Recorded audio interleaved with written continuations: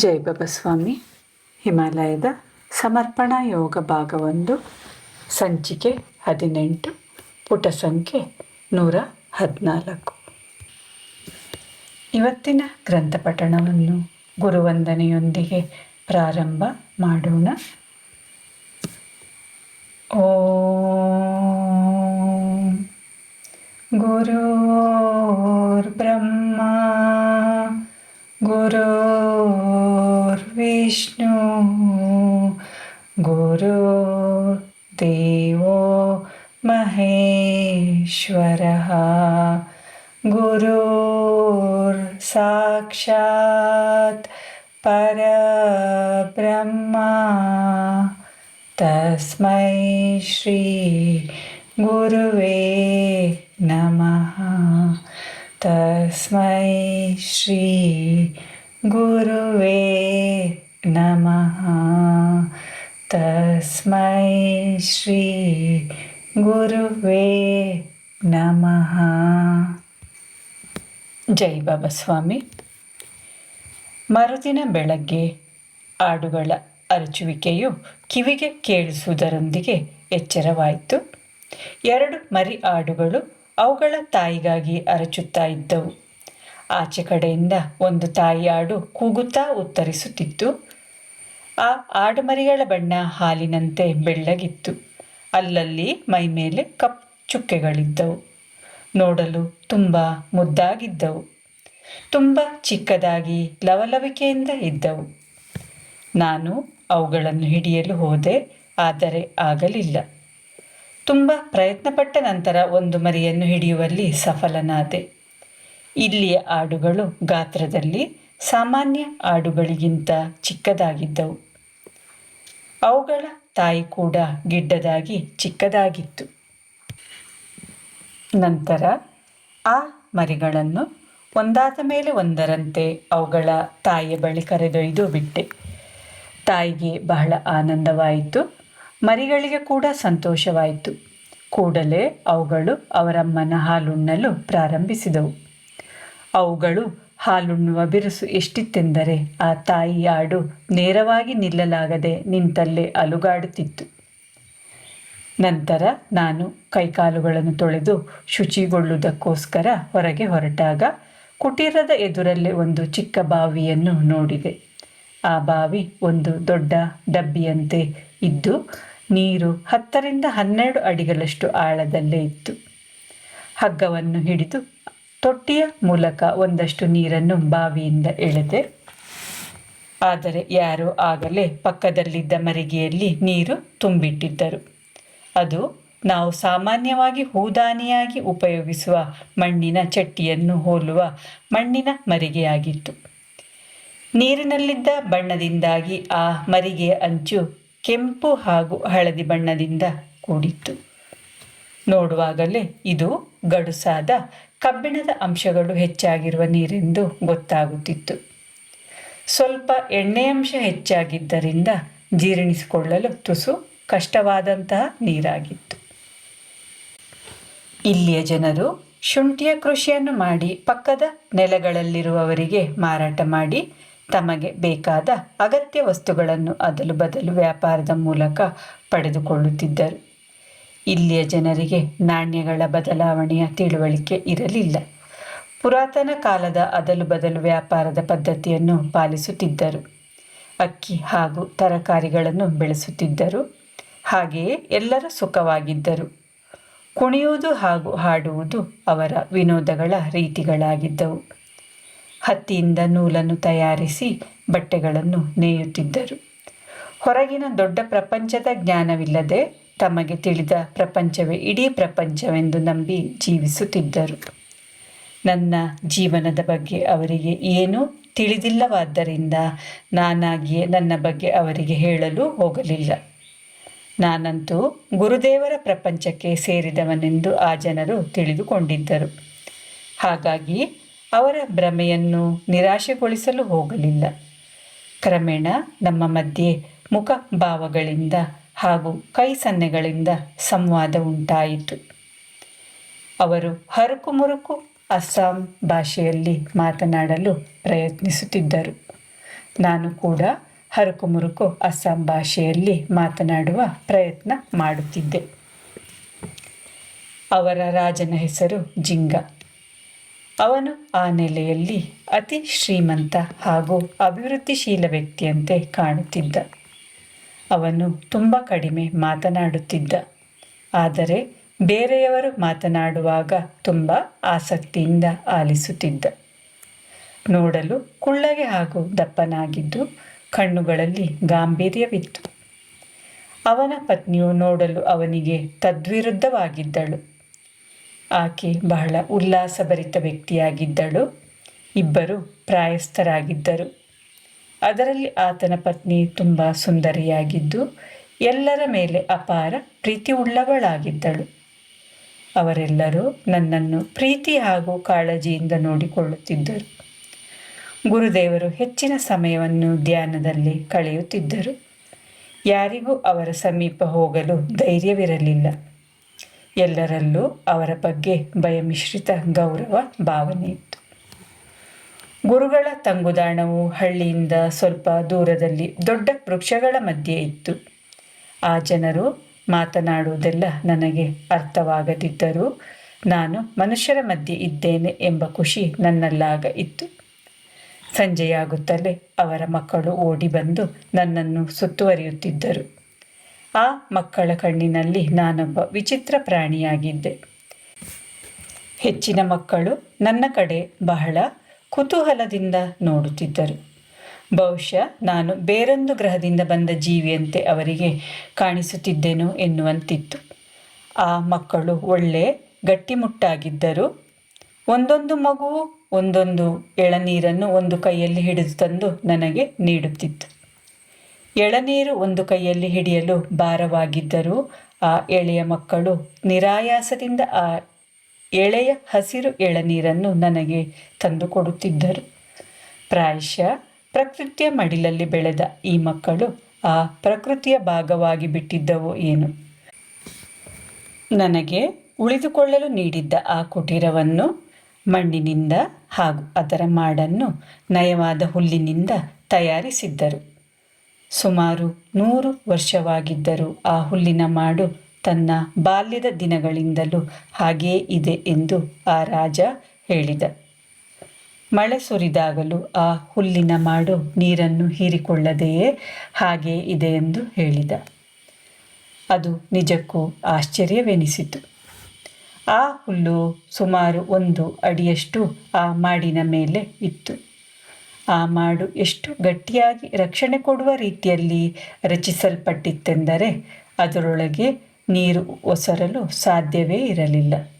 ಹಾಗೆಯೇ ಎಂಥ ಬಿರುಗಾಳಿ ಬಂದರೂ ಅದನ್ನು ಹಾರಿಸಿಕೊಂಡು ಹೋಗಲು ಸಾಧ್ಯವಿರಲಿಲ್ಲ. ಬೆಳಗ್ಗೆ ಸ್ನಾನ ಮಾಡಲು ನನ್ನನ್ನು ಒಂದು ಕೊಳಕ್ಕೆ ಕರೆದುಕೊಂಡು ಹೋಗುತ್ತಿದ್ದರು.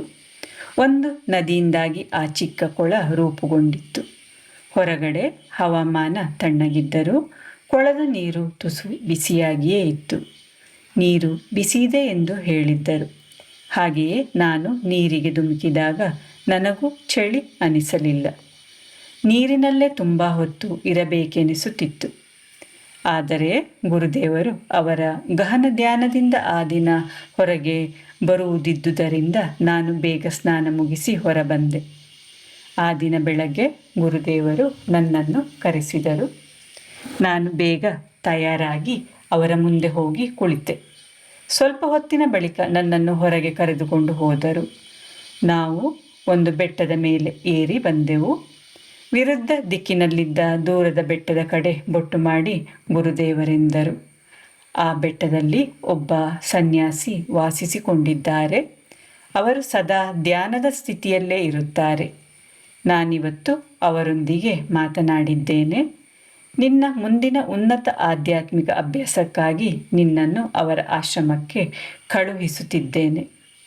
ಆ ಸಣ್ಣ ನದಿ ಹರಿಯುತ್ತಿದೆಯಲ್ಲ, ಆ ನದಿಯ ಮೇಲಿರುವ ಬೆಟ್ಟದಲ್ಲಿ ಅವರ ಆಶ್ರಮವಿದೆ. ಅಲ್ಲಿಗೆ ತಲುಪಲು ಈ ಪೂರ್ಣ ಬೆಟ್ಟಗಳ ಸಾಲುಗಳ ಮೂಲಕ ಹೋಗಬೇಕು. ಆನಂತರ ವಿರುದ್ಧ ದಿಕ್ಕಿನ ಬೆಟ್ಟವನ್ನು ದಾಟಬೇಕು. ನಂತರ ನೀನು ಪುನಃ ಹತ್ತುತ್ತಾ ನಡೆದುಕೊಂಡು ಹೋಗಬೇಕಾಗುತ್ತದೆ. ಅಲ್ಲಿಗೆ ತಲುಪಲು ನಿನಗೆ ಸುಮಾರು 8ರಿಂದ 10 ದಿನಗಳು ಬೇಕಾಗಬಹುದು. ಹೋಗುವಾಗ ನಿನಗೆ ಬೇಕಾದ ಎಲ್ಲ ಅಗತ್ಯ ವಸ್ತುಗಳನ್ನು ತೆಗೆದುಕೊಂಡು ಹೋಗಲು ತಯಾರಾಗು. ಯಾಕೆಂದರೆ ನೀನು ನಾಳೆ ಬೆಳಗ್ಗೆಯೇ ಹೊರಡಬೇಕಾಗುತ್ತದೆ. ಅವರು ಇದನ್ನೆಲ್ಲ ಎಷ್ಟು ವೇಗವಾಗಿ ಹೇಳಿದ್ದರೆಂದರೆ ಅದನ್ನು ಕೇಳಿಸಿಕೊಂಡು ಒಮ್ಮೆ ಪೂರ್ತಿಯಾಗಿ ನಡುಗಿಬಿಟ್ಟೆ. ಇಷ್ಟೊಂದು ದಿನಗಳವರೆಗೆ ನಿನ್ನನ್ನು ನಾನು ಇದಕ್ಕಾಗಿಯೇ ತಯಾರು ಮಾಡುತ್ತಿದ್ದೆ. ನನಗೆ ಈಗ ಪ್ರಾಯವಾಗಿದೆ. ನನ್ನ ಆಧ್ಯಾತ್ಮಿಕ ಸಾಧನೆಯ ಜ್ಯೋತಿಯನ್ನು ನಿನ್ನ ಸುಪರ್ದಿಗೆ ಹಸ್ತಾಂತರಿಸುತ್ತಿದ್ದೇನೆ. ಆ ಜ್ಯೋತಿಯನ್ನು ಎಂದಿಗೂ ನಂದಲು ಬಿಡಬೇಡ. ಇಂದಿನಿಂದ ನಾನು ನಿನ್ನ ರೂಪದಲ್ಲಿ ಜೀವಂತನಾಗಿರುತ್ತೇನೆ.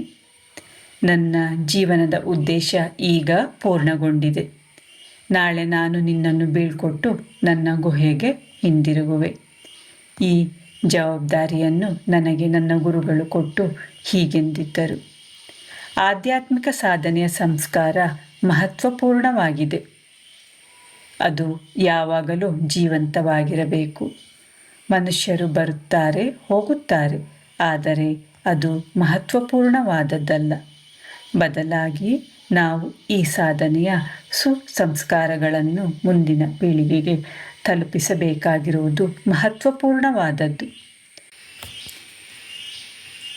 ಮುಂದಿನ ಪೀಳಿಗೆಯ ಸಮಯ ಅನುಕೂಲಕರವಾಗಿಲ್ಲವೆಂಬ ವಿಷಯದ ಅರಿವು ನಮಗಿದೆ, ಆದರೆ ಅವರಿಗೆ ಅರಿವಿಲ್ಲ.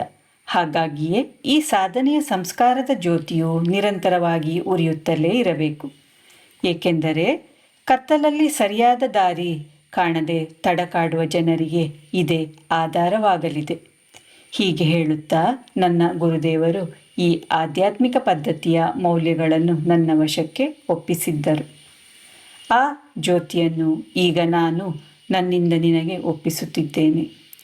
ನಿನ್ನ ಸುರಕ್ಷೆಯಲ್ಲಿ ಅದನ್ನಿಟ್ಟು ನನಗೀಗ ನನ್ನ ಕಾರ್ಯವನ್ನು ಪೂರ್ಣಗೊಳಿಸಿದ ತೃಪ್ತಿಯುಂಟಾಗಿದೆ. ಈಗ ನನ್ನ ಜೀವನದಲ್ಲಿ ಯಾವ ಉದ್ದೇಶಗಳು ಬಾಕಿ ಉಳಿದಿಲ್ಲ. ಬದುಕಲು ಯಾವ ಕಾರಣಗಳಿಲ್ಲ. ನಾನು ನನ್ನ ಗುಹೆಗೆ ಹಿಂದಿರುಗಿ ಈ ದೇಹವನ್ನು ತ್ಯಜಿಸಿಬಿಡುತ್ತೇನೆ. ನನ್ನ ಗುರುದೇವರು ಆ ಗುಹೆಯಲ್ಲಿಯೇ ವಾಸವಾಗಿದ್ದಾರೆ. ನಾನೀಗ ಹೋಗಿ ಅವರನ್ನು ಅಪ್ಪಿಕೊಂಡು, ಗುರುಗಳೇ, ನಾನು ನಿಮ್ಮ ಅಪ್ಪಣೆ ಪ್ರಕಾರ ನಡೆದುಕೊಂಡಿದ್ದೇನೆ. ಶ್ರದ್ಧೆಯ ಆಧ್ಯಾತ್ಮಿಕ ಪದ್ಧತಿಯ ಜ್ಯೋತಿಯನ್ನು ತಕ್ಕುದಾದ ಕೈಗಳಿಗೆ ಹಸ್ತಾಂತರಿಸಿದ್ದೇನೆ. ಈಗ ನನಗೆ ಮೋಕ್ಷದ ಪವಿತ್ರ ಮನೆ ಪ್ರವೇಶಿಸಲು ಅನುಮತಿ ನೀಡಿ ಎಂದು ಹೇಳುತ್ತೇನೆ. ಗುರುದೇವರಿಂದ ಕಳಚಿ ಬೇರ್ಪಡುವ ಆ ಒಂದು ಆಲೋಚನೆಯೇ ನನ್ನಲ್ಲಿ ನಡುಕ ಹುಟ್ಟಿಸಿ ಉರಿದು ಹೋಗುವಂತೆ ಮಾಡಿತ್ತು. ನಾನು ಕಣ್ಣೀರು ಸುರಿಸತೊಡಗಿದೆ. ಗುರುದೇವರೆಂದರು, ಜೀವನ ಮುಖ್ಯವಲ್ಲ, ಜೀವನದಿಂದ ನೀನು ಏನನ್ನು ಪಡೆದೆ ಎನ್ನುವುದು ಮುಖ್ಯ. ನೀನು ಎಷ್ಟು ವರ್ಷಗಳವರೆಗೆ ಎಷ್ಟು ಸಮಯ ಬದುಕಿದೆ ಎನ್ನುವುದು ಮುಖ್ಯವಲ್ಲ. ನೀನು ಬದುಕಿನಿಂದ ಏನನ್ನು ಅರ್ಥ ಮಾಡಿಕೊಂಡೆ ಎನ್ನುವುದು ಮುಖ್ಯ. ಪ್ರತಿ ಮನುಷ್ಯನ ಜೀವನದ ಉದ್ದೇಶ ಒಂದೇ, ಅದು ಶರೀರದ ಉಪಸ್ಥಿತಿಯಲ್ಲೇ ಅವರ ಆತ್ಮವು ಮೋಕ್ಷವನ್ನು ಪಡೆಯುವುದು. ಈ ಒಂದು ಕಾರಣಕ್ಕಾಗಿಯೇ ಮನುಷ್ಯನು ಜನ್ಮವನ್ನು ತಾಳುವುದು. ಈ ರೀತಿಯ ಮೋಕ್ಷವನ್ನು ನಾನು ಪಡೆದಿದ್ದೆ, ಆದರೆ ನನ್ನ ಗುರುಗಳ ಅಪ್ಪಣೆ ಇಲ್ಲದೆಯೇ ಈ ಶರೀರವನ್ನು ತೊರೆಯಲು ಆಗಿರಲಿಲ್ಲ. ಈಗ ಈ ಶರೀರದ ಉದ್ದೇಶವು ಪೂರ್ಣವಾಗಿ ನೆರವೇರಿದೆ. ಹಾಗೆಯೇ ಆಧ್ಯಾತ್ಮ ಪದ್ಧತಿಯ ದಿವ್ಯ ಜ್ಯೋತಿಯನ್ನು ಹಸ್ತಾಂತರಿಸುವ ಕಾರ್ಯವು ಪೂರ್ಣಗೊಂಡಿದೆ. ನೀನು ಖಂಡಿತ ಈ ಪವಿತ್ರ ಜ್ಯೋತಿಯನ್ನು ಆರಲು ಬಿಡುವುದಿಲ್ಲವೆಂದು ನನಗೆ ನಿನ್ನ ಮೇಲೆ ಪೂರ್ಣ ನಂಬಿಕೆ ಇದೆ. ನನಗೆ ನಾಳೆ ಎಂಬುದು ಕಾಣುತ್ತಿದೆ. ನನಗೆ ಭವಿಷ್ಯವೂ ಗೋಚರವಾಗುತ್ತಿದೆ. ಸಾವಿರಾರು ನದಿಗಳು ಬಂದು ನಿನ್ನನ್ನು ಸೇರುತ್ತವೆ. ನೀನು ಆಧ್ಯಾತ್ಮಿಕ ಪದ್ಧತಿಯ ಮೌಲ್ಯಗಳ ಸಾಗರವಾಗಬಲ್ಲೆ. ಮರುದಿನ ಬೆಳಗ್ಗೆ ಮುಂದಿನ ಪ್ರಯಾಣಕ್ಕಾಗಿ ತೆಗೆದುಕೊಂಡು ಹೋಗಲು ಕೆಲವು ಹಣ್ಣುಗಳನ್ನು ನಾನು ಸಂಗ್ರಹಿಸುತ್ತಿದ್ದೆ. ಆಗ ಆ ಬುಡಕಟ್ಟಿನ ಜನರ ರಾಣಿ ಬಂದು ನನಗೆ ನೀಲಿ ಹಾಗೂ ಹಸಿರು ಚೌಕಗಳನ್ನು ಹೊಂದಿರುವ ಒಂದು ಲುಂಗಿಯನ್ನು ಉಡುಗೊರೆಯಾಗಿ ಕೊಟ್ಟು ಹೀಗೆ ಹೇಳಿದಳು: ಈ ರಾಜ 72 ಹಳ್ಳಿಗಳನ್ನು ಆಳುತ್ತಾನೆ. 72 ನೆಲೆಗಳ ಜನರನ್ನು ಇವನನ್ನು ಗೌರವಿಸುತ್ತಾರೆ. ಈ ಶಾಲು ರಾಜಮನೆತನದ ಸಂಕೇತ. ಇದನ್ನು ಧರಿಸಿದವರು ರಾಜಮನೆತನದ ಗುರುವೆಂಬುದನ್ನು ಸೂಚಿಸುತ್ತದೆ. ಮುಂದಕ್ಕೆ ಹೋದಾಗ ಮನುಷ್ಯನ ಮಾಂಸವನ್ನು ಸೇವಿಸುವ ಹಲವಾರು ವಸಾಹತುಗಳಿವೆ. ಈ ಉಡುಗೊರೆ ನಿಮಗೆ ಅವರಿಂದ ರಕ್ಷಣೆ ಕೊಡುತ್ತದೆ. ಅದಲ್ಲದೆ ಈ ಉಡುಗೊರೆ ನಿಮ್ಮ ಮೇಲೆ ನಮಗಿರುವ ಭಾವನೆಗಳನ್ನು ವ್ಯಕ್ತಪಡಿಸುತ್ತದೆ. ಹಾಗಾಗಿ ದಯವಿಟ್ಟು ಇದನ್ನು ಸ್ವೀಕರಿಸಿ. ಈ ಶಾಲು ನಿಮಗೆ ಮುಂದೆ ಸಿಗುವ ನೆಲೆಗಳ ಜನರ ಸಹಾಯವನ್ನು ಕೊಡಿಸುತ್ತದೆ. ಈ ಶಾಲಿನ ಆಕಾರ ಹಾಗೂ ನೇಯ್ಗೆಯ ಶೈಲಿಯು ನೀವಾರೆಂದು ಅವರಿಗೆ ಗುರುತಿಸಿಕೊಡುತ್ತದೆ. ನೋಡಲು ಅದು ದಪ್ಪನೆಯ ದಾರಗಳಿಂದ ನೇಯ್ದ ಒಂದು ಸಾಮಾನ್ಯ ದಪ್ಪನೆ ಬಟ್ಟೆಯಾಗಿತ್ತು. ಆದರೆ ಅದರ ನೇಯ್ಗೆಯಲ್ಲಿ ವ್ಯತ್ಯಾಸವಿತ್ತು. ಅದು ನನಗೇನು ವಿಶೇಷವೆಂದೆನಿಸಲಿಲ್ಲ. ಆದರೂ ಆಕೆಗೆ ಸಮಾಧಾನವಾಗಲು ಅದನ್ನು ಸ್ವೀಕರಿಸಿದೆ. ಜೈ ಬಾಬಾ ಸ್ವಾಮಿ. ಇವತ್ತಿನ ಗ್ರಂಥ ಪಠಣವನ್ನು ಮುಕ್ತಾಯಗೊಳಿಸುತ್ತಿದ್ದೇನೆ. ಈಗ ಶಾಂತಿ ಪಾಠ. ಓಂ